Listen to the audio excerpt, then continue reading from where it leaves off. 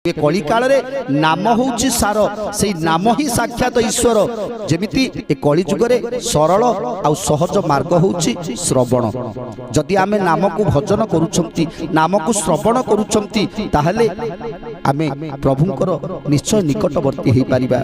कृष्णर नाम जे गुणंती अथवा श्रवण करंती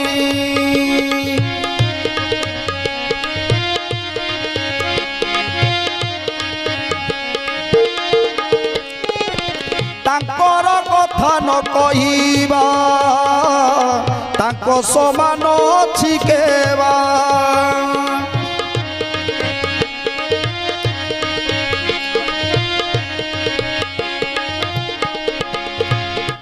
तेणु कृष्णकर नाम को जे श्रवण करंती जे कृष्णकर नाम को सदा सर्वदा गान करंती तांको ठारू बड़ भक्त आउ किए